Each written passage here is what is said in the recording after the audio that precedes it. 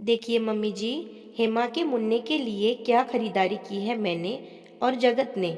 यह कहकर कावेरी ने सारा सामान बिखेर दिया। सुषमा जी बोली, अरे वाह, इतना सामान! सच में हेमा बहुत भाग्यशाली है जो उसे इतने अच्छे भैया भाभी मिले, जिसकी वजह से उसका अपने ससुराल में रौब जमेगा।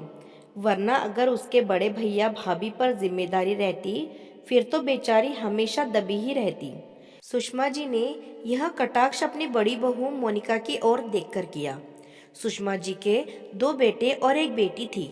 बड़ा बेटा कैलाश जो एक छोटी सी कंपनी में काम करता था, और छोटा बेटा जगत जो कि एक बड़ी कंपनी में काम करता था। बेटी हेमा जिसकी शादी हो चुकी थी। सुषमा जी के पति की आकस्मिक मृत्यु से कैलाश को कम उम्र में ही अपनी पढ़ाई छोड़ गृहस्थी का भार उठाना पड़ा। पर उसने अपने भाई बहन के परवरिश में कोई भी कमी नहीं छोड़ी। खुद तो पढ़ नहीं पाया, पर जगत को इस काबिल बनाया कि आज वह जहाँ पे है वहाँ तक पहुँच सके। हेमा की शादी भी कैलाश ने ही करवाई थी। उसके पास ज्यादा कमाई तो थी नहीं, और जगत भी उस वक्त नौकरी ढूंढ रहा था। इसलिए उसने कर्ज लेकर अपनी बहन की शादी को अच्छे से निपटाया। आज कैलाश तो वही था, पर जगत के बड़े ही ठाठ थे। समय के साथ जगत की तनख्वाह और घमंड दोनों बढ़ गए थे। समय बीतता गया और दोनों भाइयों की भी शादी हो गई। कैलाश की पत्नी अपने पति की हालत को देखते हुए बड़े हिसाब से चलती थी, और जगत की पत्नी पति की कमाई पर खूब इतराती। सुषमा जी भी अपने छोटे बेटे और बहू की ज्यादा तरफदारी करती थी। हालांकि उनसे कुछ भी छुपाना था, पर पैसों ने उनकी आंखों पर पट्टी बांध रखी थी। सुषमा जी की बेटी हेमा के बेटे का मुंडन समारोह था, और आज उसी की खरीदारी कर लाए थे। कावेरी और जगत सब कुछ लेकर आए थे। सुषमा जी के ताने के बाद मोहिनी कहती है, माँ जी, आपसे हमारी हालत छुपी नहीं है, पर फिर भी बात बात पर आप हमें ताने देती हैं। सुषमा जी बोली, हाँ, ताना ना दूं तो और क्या करूं? जब भी तुझे और कैलाश को कुछ कहूं, तभी तुम लोगों के पास कुछ नहीं है बोल के टाल देते हो। समाज बिरादरी में रिश्ते निभाने के लिए लेन देन भी तो बहुत जरूरी होता है।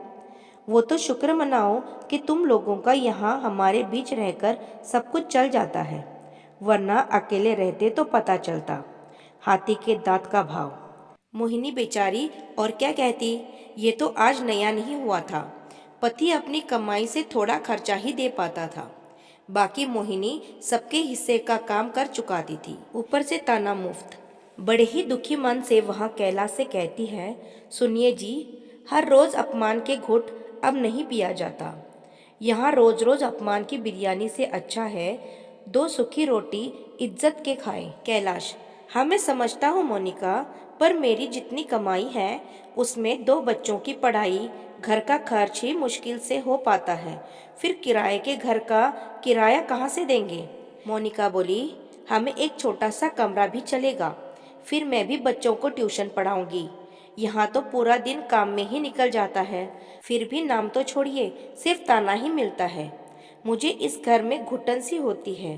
कभी कभी तो लगता है मैं इस घर में एक गुलाम मात्र हूँ। कैलाश बोला, ठीक है, मैं देखता हूँ। कुछ दिनों बाद कैलाश माँ से बोला, मैं अपने परिवार के साथ अलग रहने जा रहा हूँ। सुषमा जी बोली, देर से ही सही, पर तुझे अक्ल तो आई, और अब तुझे पता चलेगा असल में घर चलाना किसे कहते हैं।